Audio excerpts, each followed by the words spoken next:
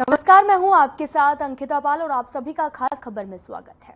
Monsoon की शुरुआत होते ही सुबह से कई इलाकों में झमाझम बारिश हो रही है। आपको बताते चले कि हरियाणा में आज मॉनसून दाखिल होने की भी संभावना जताई गई है। इसके साथ ही 9 जिलों में गरज चमक के साथ में बारिश की भी संभावना है। बारिश से तेज हवाएं चलने की संभावना है, जिससे लोगों को परेशानियों का भी सामना करना पड़ सकता है। दरअसल हरियाणा के मौसम की फेरबदल की अगर बात की जाए तो 2.3 डिग्री की गिरावट भी दर्ज की गई। वहीं कई लोगों को काफी दिक्कतों का भी सामना करना पड़ रहा है। जगह जगह जलभराव की स्थिति देखने को मिल रही है। तो वहीं साथ ही मानसून की पहली बारिश ने ड्रेनेज सिस्टम की भी पोल खोलकर रख दी है। पानी भरने की वजह से लोग लंबे जाम में फंस गए। वहीं बारिश के बाद में किसानों के चेहरे भी खिल गए हैं। तो वहीं दूसरी तरफ भारतीय मौसम विभाग ने भी अनुमान जताया था कि 1-2 दिनों में दिल्ली, चंडीगढ़, हरियाणा के कुछ हिस्सों में मानसून के पहुंचने की संभावना जताई थी। विभाग की माने तो 29 और 30 को हरियाणा के कुछ स्थानों पर बहुत ज्यादा बारिश हो सकती है।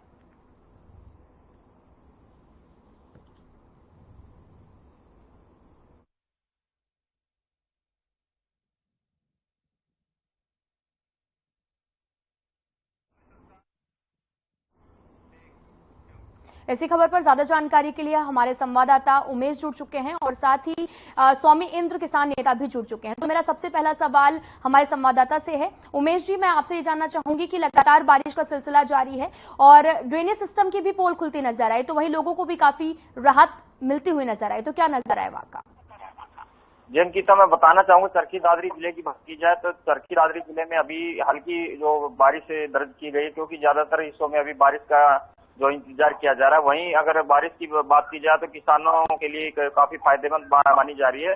उसके साथ में अगर शहर की बात की जाए, शहर में कुछ स्थानों पर जल भराव की समस्या का सामना करना पड़ रहा है, क्योंकि अभी मानसून जैसे ही दस्तक देगा तो शहरों में सीवरेज व्यवस्था का बुरा हाल हो जाता है। पिछली बार भी जो है मानसून जब आया था तो कई दिनों तक शहर में पानी भरा हुआ था, जिसकी वजह से दुकानदारों को और स्थानीय नागरिकों को काफी परेशानी का सामना करना पड़ा था। तो अब की बार मानसून जैसे दस्तक दे रहा है तो लोगों को यही चिंता सता रही है कि कहीं पिछली बार की तरह अब की बार भी जो है मानसून की वजह से जो बारिश होगी उसकी वजह से दूसरी जल भराव न हो जाए और दुकानदारों को काफी परेशानी का सामना पड़े। तो इसको लेकर के जो है जिला प्रशासन की तरफ से भी मानसून को लेकर के सभी तैयारियां की गई, क्योंकि पिछली बार का जो 15 दिन तक लगातार बाजार में पानी भरा हुआ था, कई फीट से पानी भर गया था, उसकी वजह से आम नागरिकों को भी काफी परेशानी का सामना करना पड़ा था। तो अभी जिला प्रशासन उसको लेकर के अलर्ट पे है। जी उमेश जी, बने रहिए हमारे साथ। स्वामी इंद्र भी, किसान नेता भी जुड़े हुए हैं हमारे साथ में। आपका पहली बात तो बहुत बहुत स्वागत है स्वामी इंद्र जी। और स्वामी इंद्र जी, जैसा कि मानसून का बहुत समय से इंतजार किया जा रहा था और आज शाम तक आने की भी संभावना जताई गई है, तो कैसी खुशी लोगों में देखने को मिल रही, किसानों में?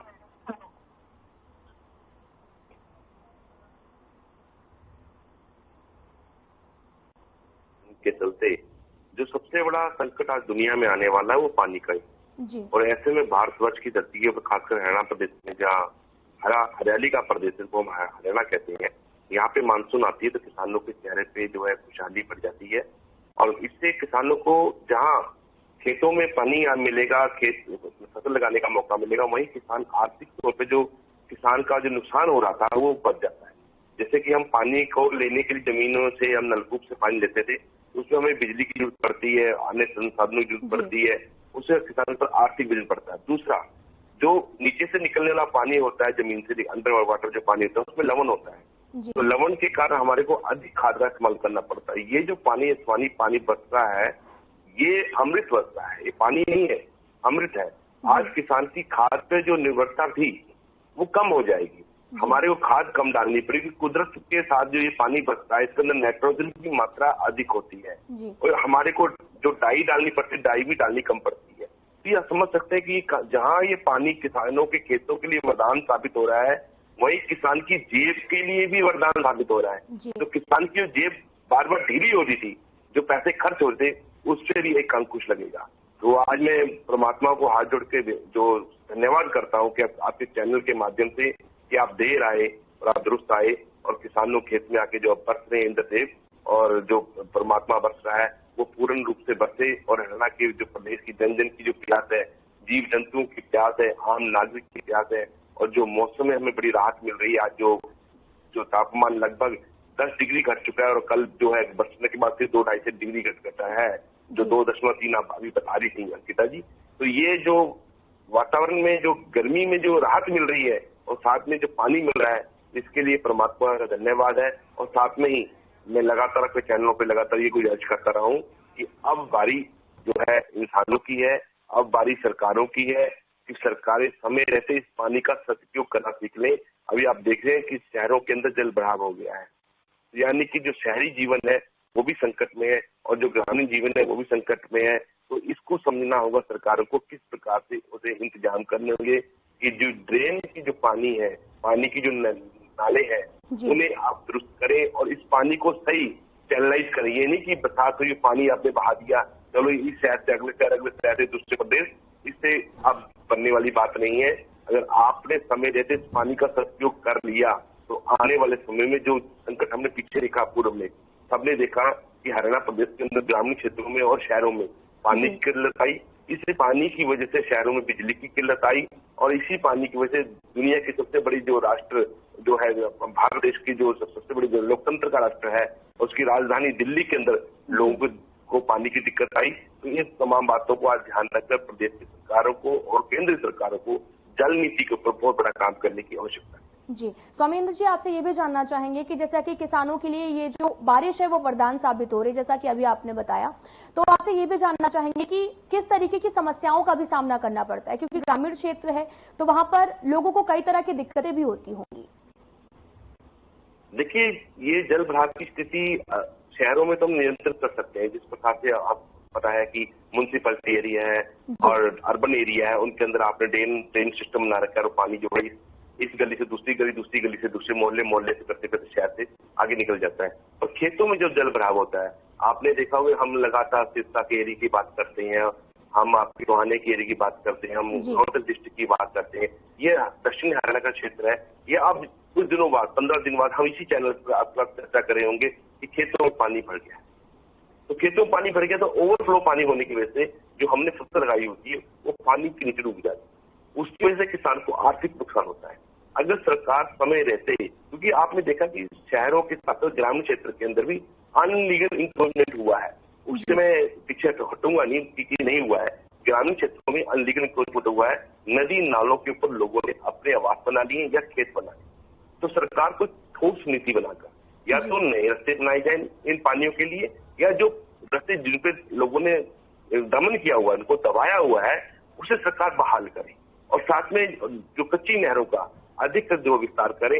अगर ऐसा नहीं कर पाएगी सरकार तो इसी चैनल के ऊपर और अन्य चैनलों के ऊपर मैं लगातार यही भी बताऊंगा कि आपकी रिपोर्टिंग यही बताएगी किसानों की कितने लाख हेक्टेयर जमीन पानी के अंदर डूबी। तो उसका कुल कारण ये है कि ड्रेनिंग सिस्टम खेतों में न होने की वजह से, ग्रामीण क्षेत्र में न होने की वजह से पानी का जल बढ़ाव का संकट रहेगा।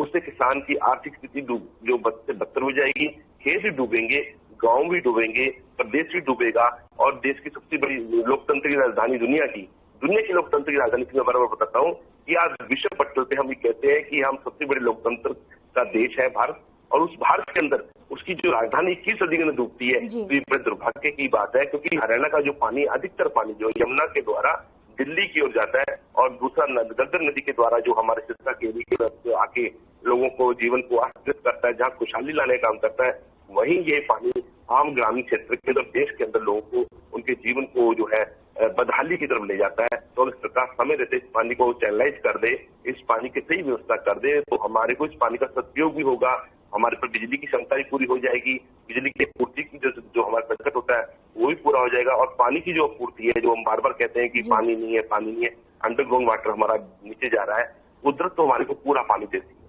संरक्षण पानी का ना होने की वजह से, मैं फिर कह रहा हूँ, पानी का संरक्षण ना होने की वजह से, संरक्षण तो हमने करना है ना, मनुष्यों ने करना है। और 21 सदी के अंदर हमारे पास पर्याप्त संसाधन है, बड़े बड़े हमारे पास अर्थ मूवर है, यानी कि जो धरती को इधर से उधर घुमाने वाली बड़ी बड़ी मशीनें हैं। और खुद प्रदेश सरकार और देश की केंद्र सरकार नितिन गडकरी जी बोलते हैं कि मैं प्रतिदिन 35 से 40 किलोमीटर रोज नेशनल हाईवे बनाता हूँ। इस गति से अगर सड़कों का विस्तार हो सकता है तो हरियाणा तो छोटा प्रदेश है, मतलब 250 किलोमीटर के अंदर हरियाणा प्रदेश एक कोने से दूसरे कोने की जो लेंथ है, तो हरियाणा के अंदर 15 से 20 दिन के अंदर मैं सोचता हूँ इस प्रकार से काम किया जाए। 15 से 20 दिन के अंदर बड़ी बड़ी नहरें खोदकर, कच्ची और पक्की नहरें खोदकर, जहाँ हरियाणा प्रदेश का पानी की समस्या दूर हो सकती है, उसी प्रकार से अब अन्य प्रदेशों की जो समस्या, खासकर देश की राजधानी की सबसे बड़ी समस्या हम देख रहे हैं कि वहाँ आज भी पानी की किल्लत है। ऊपर से बरसात तो हो रही है, पर आज भी पीने वाला पानी देश की राजधानी के पास नहीं है। बिल्कुल, इसके सरकार को काम करना होगा। जी, सौम्येंदु जी बने रहिए हमारे साथ। उमेश, मेरा सवाल आपसे है कि लगातार लोगों को भी काफी राहत मिलती नजर आई, ड्रेनेज सिस्टम की भी पोल खुलती नजर आई है, तो अगर बात की जाए सड़कों की, तो क्या स्थिति वहां पर देखने को मिल रही है? जी, चरखी दादरी शहर की अगर बात की जाए तो वहाँ पे जल भराव होने की वजह से आम नागरिकों को काफी परेशानी का सामना करना पड़ता है। जिला उपायुक्त ने भी कल आदेश जारी किए हैं कि जो ड्रेन सिस्टम है, जो भी यानी कि जल निकासी के समुचित व्यवस्था की जाए और जो भी ड्रेन है उनको यानी कि साफ करवाया जाए, ताकि पानी निकासी में कोई किसी प्रकार की परेशानी ना हो। क्योंकि देखने में आता कि अगर लगातार 2 दिन लगातार बारिश हो जाती है तो उसकी वजह से ड्रेन सिस्टम है वो ठप हो जाता है, जिसकी वजह से जो सीवर है ओवरफ्लो होने की वजह से रोड पे पानी भर जाता है, जिससे आम नागरिकों को काफी परेशानी का सामना करना पड़ता है। स्थानीय नागरिकों को जो जल भराव की वजह से जो है ना हम घरों से बाहर निकलने में भी काफी दिक्कतों का सामना करना पड़ता है, जिसको लेकर जिला प्रशासन द्वारा पहले से ही अलर्ट पे रखा गया कि मानसून जैसे आ रहा है तो मानसून को देखते हुए यानी कि सभी समुचित व्यवस्था की जाए। और ग्रामीण क्षेत्र में भी जो है सिंचाई विभाग को आदेश दिए गए कि अगर खेतों में पानी भर जाता है तो वहाँ पे पंपिंग सिस्टम लगा करके पानी खेतों से बाहर निकाला जाए, क्योंकि पानी ज्यादा खड़ा होने की वजह से जो फसलें हैं वो भी खराब हो जाती हैं। तो जहाँ पे जल भराव ज्यादा होता है खेतों में तो वहाँ पे पंपिंग सिस्टम लगा करके उसको पानी को निकाला जाए, ताकि किसानों को किसी प्रकार की परेशानी का सामना न करना पड़े। जी जी, आपसे ये भी उमेश जानना चाहेंगे कि कई इलाकों में जल भराव देखने को मिल रहा है। ये तो मैंने आपसे पूछ लिया है कि लगातार प्रशासन की पोल खुलती हुई नजर आ रही है, लेकिन मेरा सवाल आपसे ये भी है कि अगर बात की जाए बारिश की, तो बारिश सुबह से कितने घंटों तक अभी तक बारिश हुई है जिसके बाद जल भराव की स्थिति देखने को मिल रही? जी, कल बारिश हुई थी और अभी लगातार मौसम जो परिवर्तनशील बना हुआ है, मौसम बारिश का बना हुआ है, तो बारिश आने की संभावना जताई जा रही है। तो चरखी दादरी जिले में अगर बारिश होती है तो आम नागरिकों को राहत भी मिलेगी, उसके साथ में जल भराव होने की वजह से काफी परेशानी का सामना करना पड़ सकता है, क्योंकि लगातार जो शहर में सीवरेज ठप होने की वजह से कई दिनों तक पानी खड़ा हो जाता है, जिसकी वजह से हम निचले जो एरिया है वहाँ पे काफी पानी की समस्या का सामना करना पड़ रहा है। तो आम नागरिकों को आने जाने में काफी परेशानी होगी। तो अभी मौसम परिवर्तनशील बना हुआ, लेकिन कल जो बारिश हुई थी उसकी वजह से कई रोड पे जो है पानी जमा हो गया था। जी, मौसम विभाग ने अलर्ट भी जारी किया है, तो इस पर आपका क्या कुछ कहना है? क्या कुछ ज्यादा जानकारी है? जी, 28, 29 और 30 तारीख तक मानसून जो है हरियाणा में दस्तक देगा, तो उसकी वजह से मानसून की बारिश पूरे हरियाणा में होगी। तो उसको लेकर के जो है किसान है उनकी फसलों में तो काफी लाभदायक माना जा रहा है, लेकिन उसके साथ साथ में आम जनजीवन पे जो है जैसे गर्मी की वजह से काफी परेशानी का सामना करना पड़ा था, उनको राहत मिलेगी। अब थोड़ा बहुत जैसे जल भराव होने की वजह से आम नागरिकों को दिक्कत का सामना करना पड़ सकता है। जी सौम्येंदु जी, मेरा सवाल आपसे है, अगर बात की जाए बारिश की, तो बारिश तो मानसून तो अब जल्द आने वाला है, तो अभी सरकार से जो डिमांड पानी की जाती है धान की खेती को लेकर, या फिर पानी की कितने अभी जरूरत पड़ सकती है? देखिए, तमाम ऐसी बातें जिनको लेके हम चर्चा कर रहे हैं कि सरकार जो है पानी की समस्याओं को लेकर पहले ही जो है अलर्ट जारी करती रहती है कि ये है, और ये कृत्रिम तरीके हैं। इस तरीके से ना तो किसानों का भला होने वाला, ना सरकार का कोई जो हमें समस्याओं की इसके अंदर सही जो रूप जो है पक्ष है वो सामने नजर आ रहा है। तो सरकारों को सबसे पहले तो इसके अंदर पानी की व्यवस्था को लेकर जो कार्य करना होगा कि पानी को हम किस तरीके सुचारू रूप से आम जन तक जो है उसको सुलभ कर सके, और उसकी सरकार को सबसे पहले जो है ड्रेनों का सिस्टम जो है दुरुस्त करना होगा। अभी आपने देखा हरियाणा प्रदेश के अंदर जो एक नहर है दादूपुर नलवी नहर, जिसके बारे में डीनोटिफिकेशन हमने सुनने में आया और देखा कि सरकारों ने किस प्रकार से नहर को डीनोटिफाई किया। उस वजह से जो नुकसान हुआ है आज किसानों का बहुत बड़ा नुकसान हुआ है, जिससे अंडर वाटर जो है पानी जो है नीचे चला गया, अंडरग्राउंड वाटर का जो है, क्योंकि किसानों को मजबूरी होती है, पानी चाहिए होता है, पानी जो है नलकूपों पे आधारित हो गया है, तो हम नीचे से पानी खींचते हैं, पानी ऊपर आता है, और उससे क्या ये समाधान होने वाला है कि किसान लगातार नीचे से पानी निकाल रहे? नहीं, इसका एक ही तरीका है कि आपको नहरों को सुनिश्चित करना होगा और देश की तमाम नदियों को आपको जोड़ना होगा। जब तक नदियां आपस में नहीं जुड़ेंगी, जब तक सरकार एक ईमानदारी के साथ काम करती नजर नहीं आएगी, कृत्रिम तरीके से आप देख रहे हैं कि अभी आपके प्रेस प्रवक्ता बता रहे थे कि कृषि अफसरों द्वारा एडवाइस जारी हुई है कि खेतों में जो पानी है उन्हें बाहर निकालने के लिए आप कृत्रिम तरीके से मोटर पंपों का सहारा। क्या मोटर पंप लगातार आर्थिक तौर पर हमें कमजोर नहीं कर रहे? सरकार का उसमें इन्वेस्टमेंट बढ़ नहीं रहा। डीजल पे आधारित मोटर पंप है, आपको डीजल पंप चलाने पड़ रहे हैं। अगर डीजल का पंप चल रहा है तो पोल्यूशन बढ़ रहा है।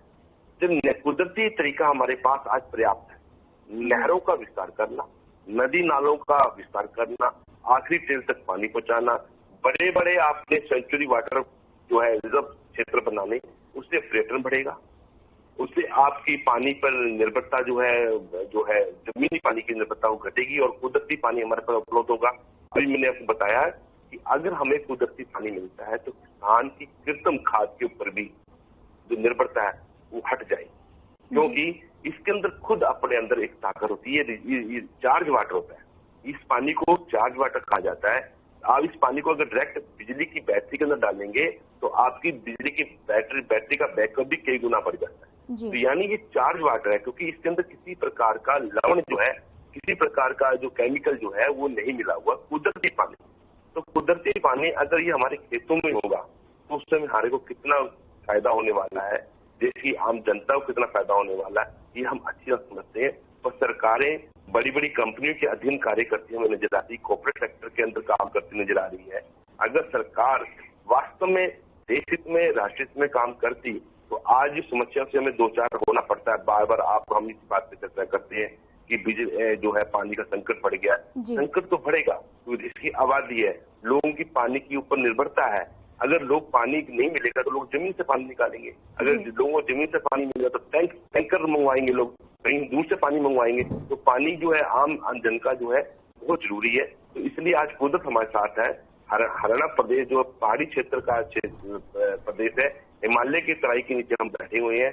आज हमारे पानी की किसी प्रकार की समस्या नहीं है। सिर्फ समस्या है तो व्यवस्था की। अगर हम व्यवस्था अपनी दुरुस्त कर लेते हैं तो एक तो किसान का आर्थिक जो नुकसान लगातार हो रहा है उसे हम बचा पाएंगे, क्योंकि मैं किसानों का पक्ष रखता हूँ और देश का ही पक्ष रखता हूँ। तो अगर किसान की इनपुट कॉस्ट घटती है, उसका कुल श्रेय जाएगा पानी का। अगर पानी की उपलब्धता किसान को अगर नदी नालों से डायरेक्ट हो जाएगी तो किसान की बहुत बड़ी जो समस्या है, खास करके बीज मैंने खाद की और पानी की, वो अपने आप ही सॉल्व हो जाएगी। जी सौमेंद्र जी, आपसे ये भी जानना चाहेंगे कि मानसून की अगर बात की जाए तो मानसून बहुत देरी से आ रहा है और प्री मानसून की अगर बारिश भी देखी जाए तो वो भी काफी कम दर्ज की गई। तो किसानों को इसमें कितना ज्यादा नुकसान हुआ है? देखिए, मानसून का लेट आना किसानों का नुकसान होता ही होता है, आम जन का नुकसान होता है। जब किसान की फसल ही लेट आएगी बाजार का, आप समझ सकते कि जो बाजार के अंदर रेट है फसलों के, जो भी किसान समय सीजन में सब्जी लगाता है, फल लगाता है, अपना अनाज लगाता है, वो अनाज 15 से 20 दिन या महीना लेट पैदा होगा तो एक महीने का जो अंतराल होगा, तो उपभोक्ता का जो खर्च है वो तो उतना ही है ना जितना उसको चाहिए खाना। अगर वो फसल लेट होती है तो उसकी डिमांड बढ़ जाएगी। जब डिमांड बढ़ेगी तो बाजार में जो सटोरी है, जो बाजार में दलाल टाइप के लोग हैं, कमीशन टाइप के लोग हैं, वो बढ़ जाएंगे। वो अपना जो काला बाजारी को बढ़ावा देंगे और आम जन का जीवन जो है अस्त व्यस्त हो जाएगा। इसलिए मैं बार बार कहता हूँ आपके चैनल के माध्यम से कि सरकारों को एक नीति के तहत आज काम करना होगा। 21वीं सदी के अंदर हम लोग जी रहे हैं। 21वीं सदी के अंदर आज हमारे पास इंफॉर्मेशन की कोई कमी नहीं। आज हर व्यक्ति को पता है कि जो मौसम विभाग क्या अधिसूचना जारी करता है, उस अधिसूचना के अनुसार लोग काम करते हैं, जीवन को वैसे पालना करते हैं। अभी एडवाइस जारी हुई थी कि हॉट वेव चल रही है, लोगों ने घर से निकलना बंद कर दिया था। लगभग 35 से 40% की आवाजाही के ऊपर हमारे को देखने में नजर आया कि लोग कम निकले बाहर। तो यानी लोग मौसम विभाग का कहना मानते हैं। अगर सरकारें अच्छे रोड बनाती है तो लोग गाड़ी संसाधन लेते हैं, तो लोग गाड़ियां लेते हैं क्योंकि सड़कें अच्छी हैं। अगर सरकारें नदी नहरों का अधिक निर्माण करेंगी तो खेती भी जो होगी। और दूसरी बात, आज हमें इको फ्रेंडली होकर काम करना हो, यानी कुदरत के साथ मिलकर आज काम करने की आवश्यकता है। तो सरकार को आज भारत का ग्रीन लैंड बनाने की आवश्यकता है, क्योंकि आज हमारे पास ऑक्सीजन का स्तर कम हो चुका है। जो बसात है, जो कुदरत है, वो पेड़ पौधों के साथ आती है।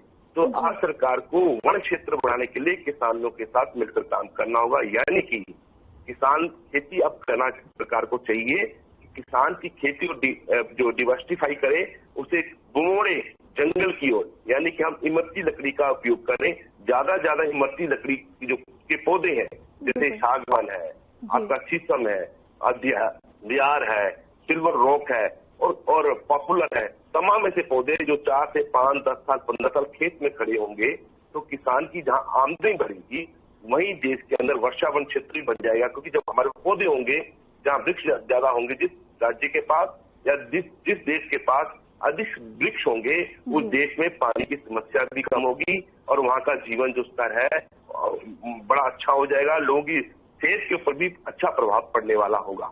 जी सौमेंद्र जी बने रहिए हमारे साथ। उमेश सत साहब जी, मेरा सवाल आपसे है, लगातार अगर बात की जाए पिछले साल की, तो पिछले साल बहुत ज्यादा बाढ़ भी आ गई थी, जिसकी वजह से काफी लोगों की जान भी चली गई, लोगों को काफी परेशानियों का सामना करना पड़ा। तो इस बार सरकार ने क्या प्लान बनाए हैं ताकि ये बाढ़ की स्थिति से भी निपटा जा सके?